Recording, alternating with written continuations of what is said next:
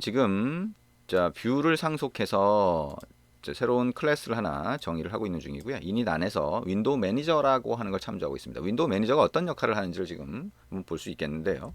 윈도우 매니저라고 하는 클래스에서 get default display라고 하게 되면 디스플레이라고 하는 객체가 이렇게 참조가 돼요.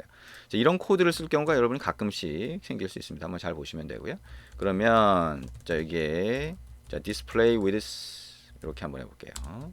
자 그러면 이 디스플레이에 get width라고 하는 게 있고요. 자 그다음에 height 디스플레이 height라고 하는 게 있고 디스플레이 점 자 get height 이렇게 할 수 있습니다. 자 여기 윈도우 매니저에서 자 get width get height라고 하는 거 deprecated 돼 있다고 하는데 일단은 사용하실 수 있고요. 자 이거를 뭐 나중에 다시 다른 걸로 바꿀 수 있겠죠. 자, 그 다음에 요거는 이제 우리가 화면의 가로 크기하고 세로 크기를 참조할 때 윈도우 매니저를 사용할 수 있다라고 하는 걸 여기서 볼 수가 있고요. 그 다음에 resources라고 하는 거 한번 참조해 볼게요. 자, 여기다가 소문자로 resources라고 한번 해볼까요? 그 다음에 get resources라고 할 수가 있습니다. 그래서 이 get resources라고 해서 참조한 resources에 보면 get color라고 해서 컬러를 참조할 수 있는데요. r.color. 해서 자, 색상을 참조할 수가 있습니다. 컬러 액센트, 프라이머리, 다크 이게 이제 가장 기본으로 들어가 있는 거고요. 여러분이 컬러 값을 만약에 자 리소스로 저장을 했다면 그 저장한 컬러 값을 가져올 수도 있습니다. 자 그래서 컬러 값을 우리가 정하는 걸로 한번 전제를 두고요. 만약에 컬러 01 아직은 안 정했지만 그렇게 정하고 그거를 블랙 컬러로 하나 정의를 했다고 보고요. 그 다음에 그레이 컬러를 우리가 res 밑에 컬러를 하나 정의했다고 보고 자 resources.get color라고 하고 r.color.color 02라고 해보겠습니다. 그 다음에 dark gray color라고 해서 resources.get color라고 하고요. r.color.color 03 이렇게 해봅니다. 자 그래서 이 컬러는 조금 이따가 한번 정의를 해보고요. 아니면 지금 그냥 바로 정의를 할 수도 있겠죠. 자 컬러 값을 정의하고 싶다라고 한다면 자 우리 리소스 쪽으로 한번 가봅니다. res에 자 여기다가 values 밑에 컬러가 있네요, 그죠? 컬러의 가장 기본이 이렇게 들어가 있고요. 컬러 태그를 사용한다.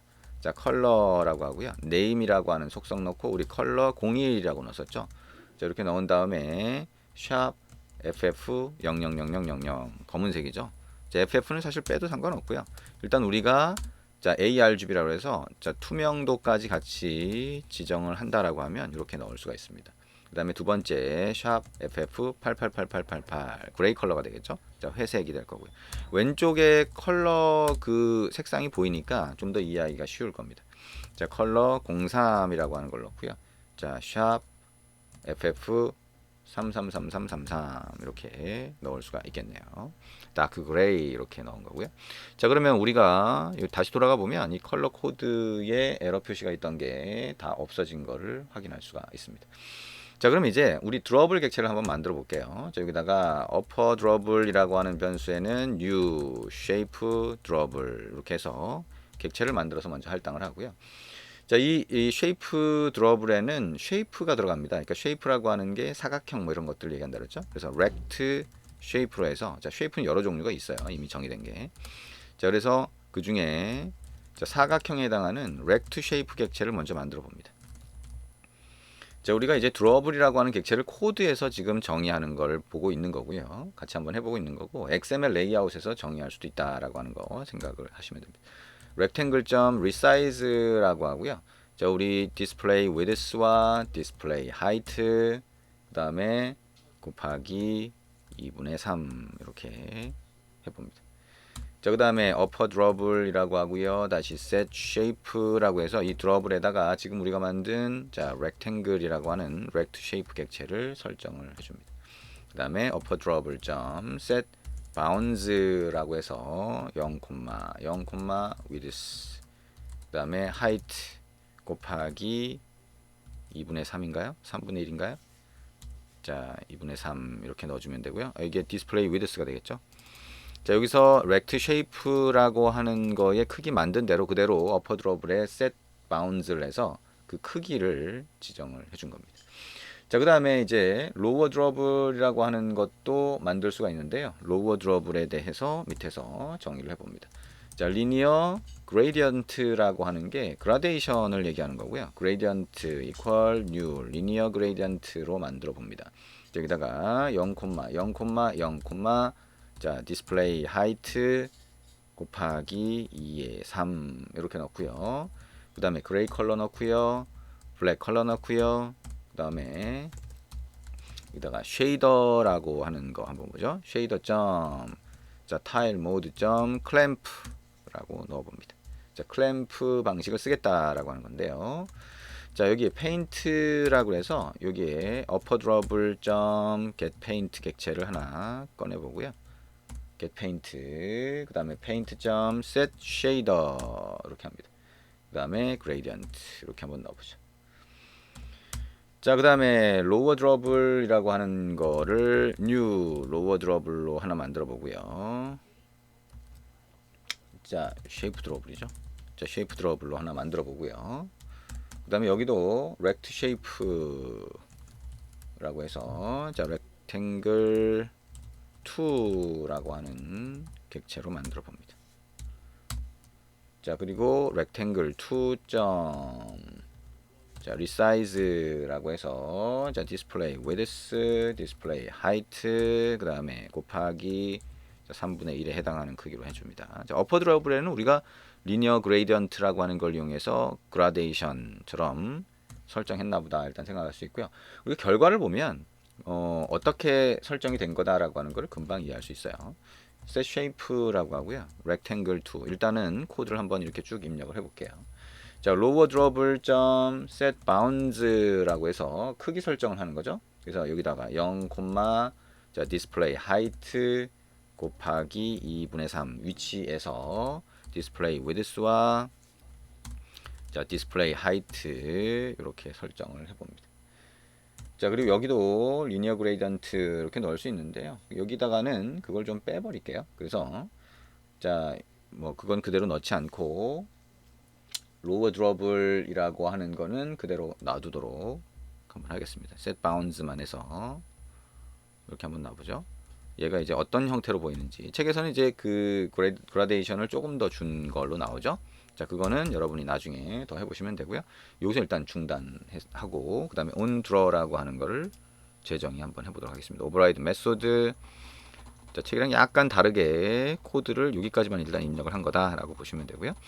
그 다음에 onDraw라고 하는 함수를 재정의해 보도록 합니다. 자, 요거는 우리가 그래픽을 그릴 수 있게 만드는 메소드라고 했고요. 자, upper draw블이 있는데요. 이것 점 draw라고 하는 메소드가 있어요. 여기다가 캔버스를 전달하면 draw블 객체는 자, 지금 우리가 보는 것처럼 자, 직접 자기가 그릴 수 있는 함수를 갖고 있어요. 거기다가 캔버스 객체를 전달하면 독립적으로 그릴 수 있다라고 하는 거 볼 수가 있죠. 그러니까 구조적으로 보면 이 draw블 객체를 이용해서 그려주는 방법이 좀 더 구조화할 수 있는 방법이 된다라고 하는 거 이해가 되실 것 같습니다. 자, 그러면 set content view라고 하는 거를 이렇게 삭제를 하고요. 우리 custom view draw블이라고 하는 걸로 해서 뷰 객체를 하나 만들고요.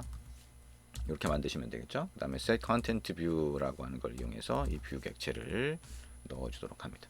자, 그러면 어떤 형태로 보이는지 앱을 한번 실행해 보겠습니다. 자, 앱을 실행을 해서 보이는 모양을 보면 자, 이런 형태로 보이게 되죠. 자, 뭐죠? 그라데이션이 적용된 거를 볼 수가 있습니다. 자, 3분의 2에 해당하는 데까지 이렇게 되어 있고요. 이 밑에다가는 우리가 자, 그 로워 드러블이라고 하는 걸로 그려줄 수가 있는데 일단 위쪽이 그라데이션으로 이렇게 그려진다라고 하는 거 확인할 수가 있죠. 자, 이 그라데이션 효과가 드러블이라고 하는 객체로 만들어서 그려졌다라고 하는 거 잘 한번 보시면 되고요. 자, 우리가 여기다가 뭔가를 또 이제 그릴 수가 있죠. 그래서 엔티알리아스 적용을 한 다음에 선 같은 거 그리고 싶을 때 선에는 우리 스트로크 위드스라고 하는 게 있고 스트로크 캡이 있고 조인이 있어요. 그래서 우리 캡이라고 하는 거는 선의 끝 부분 모양을 얘기하는 거고 그 다음에 우리 조인이라고 하는 거는 선이 서로 연결될 때 얘기한 것처럼 우리가 패스라고 하는 거 있잖아요.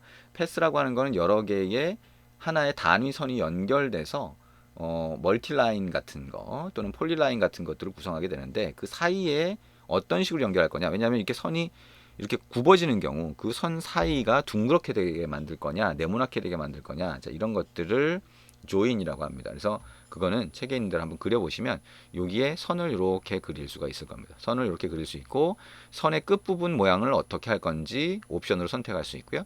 선이 연결될 때 중간 점의 모양을 연결 모양이 되겠죠. 자, 그걸 어떻게 사용할지 만드실 수가 있습니다.